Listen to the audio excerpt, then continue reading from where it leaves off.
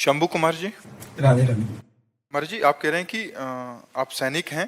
कुमार जी कह रहे हैं कि भगवान श्री कृष्ण स्वयं गीता में कर्म ही पूजा है ही कहते हैं। देश के हितार्थ जब हम सैनिक राष्ट्र सेवा में व्यस्त रहते हैं या अपने अन्य कर्मों में तत्परता से संलग्न रहते हैं, तो क्या नाम जप या गुरु सेवा से दूरी हमें भगवत प्राप्ति के लिए बाधक है?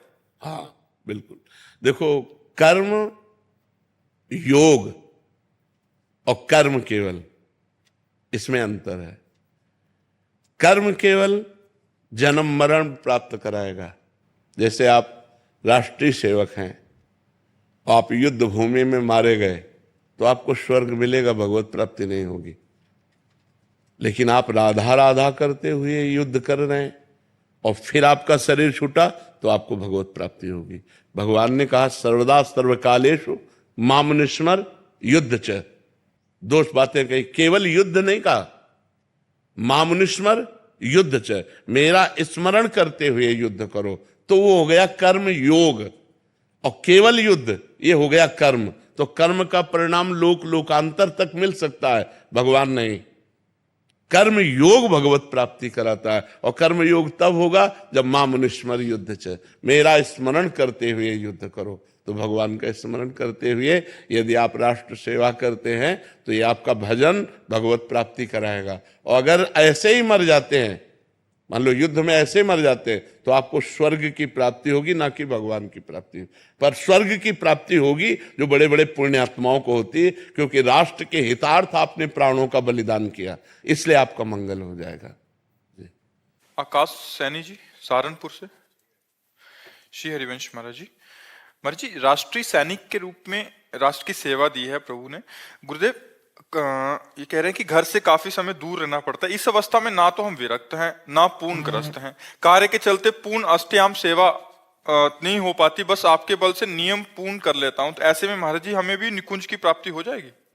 अभी पीछे वाले बैच में एक आर्मी के अधिकारी ने प्रश्न किया था, बिल्कुल ठीक ऐसा ही प्रश्न है।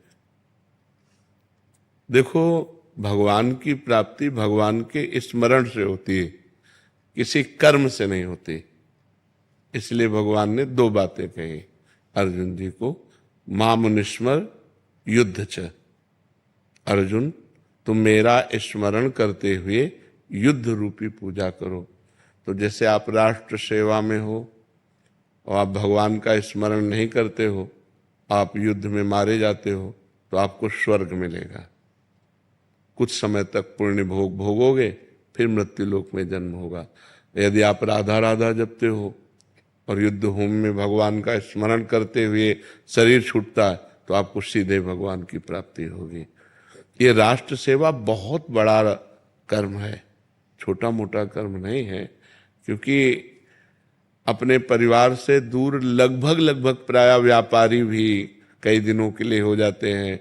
विदेश में जाना है, कई मतलब बहुत ऐसे डिपार्टमेंट हैं जो हर समय परिवार में ही थोड़ी रहते हैं, परिवार से दूर रहते हैं। और प्राणों का कभी भी किसी का भी योग हो सकता है, किसी भी कारण से, या मृत्यु कभी भी किसी की कैसे भी हो सकती है। तो हमको अपने कर्तव्य पर ध्यान देना है। बस खास बात है कि जब हम तैनात हैं तो हम केवल राष्ट्र सैनिक हैं, न उस समय गृहस्थ हैं, न उस समय हम विरक्त हैं। हम अपने प्राणों का बलिदान करके अपने राष्ट्र की रक्षा में हैं, अपनी निष्ठा में हैं। बस इसी से काम होता है। और राधा राधा अंदर जपना है और बाहर से अपने कर्तव्य का पालन करना है। तो जो एक विरक्त सन्यासी को भगवत प्राप्ति होती है, वही एक राष्ट्र सैनिक को भगवत प्राप्ति होगी, या किसी गृहस्थ को भी होगी। यदि वो गृहस्थी में रहते हुए अपने कर्तव्य का पालन करता है और भगवान नाम जप करता है, तो उसे वैसे ही भगवान की प्राप्ति होगी। देखो, बड़े उच्च कोटि के गृहस्थ हुए हैं, जैसे नरसिंह मेहता जी, बेटी थी, बेटा था, पत्नी थी। पीपा जी पत्नी थी, राजा थे। अम्बरीश जी बड़े उच्च कोटि के गृहस्थ हुए हैं। तो क्या वो पत्नी सेवन नहीं करते थे, या भोजन नहीं करते थे, या राजवैभव का? सब बिल्कुल एक गृहस्थ जैसा करते थे, लेकिन धर्म से करते थे। और भगवान का स्मरण करते हुए करते थे और भगवान को समर्पित थे, इसी से उनको भगवत प्राप्ति हो गई। तो ऐसा आप भी करें, भगवान को समर्पित हैं, राष्ट्र सेवा में हैं, नाम जप कर रहे हैं, जब घर गए तो भरपूर प्यार परिवार वालों को दिया, और जब तैनात हैं तो राष्ट्र की सेवा के लिए बिल्कुल निर्मोही होकर, राष्ट्र के सामने कुछ नहीं, तो बस फिर भगवत प्राप्ति हो जाएगी। इन संतों को देख के लगता है अंदर से मन लगता है कि ये जीवन में करना चाहिए। हाँ, ये बहुत बहुत कीमती बात है आपकी कि मन डरता है कि जीवन व्यर्थ ना चला जाए, बहुत कीमती बात है। और यही आपको भजन कराएगा, यही जो आपके अंदर प्रश्न है कि जीवन कभी व्यर्थ ना चला जाए, ये आपको सच्चे मार्ग में चलाएगा, भजन कराएगा। ये जिसके जीवन में आ गया प्रश्न कि मेरा जीवन व्यर्थ ना चला जाए, वो अच्छी कमाई करके जाएगा यहाँ से, और जो ये कि यार वो तो फिर गलत मार्ग में चला जाएगा। बहुत अच्छी आपके ऊपर भगवान की कृपा है जो आपकी बुद्धि ठीक है।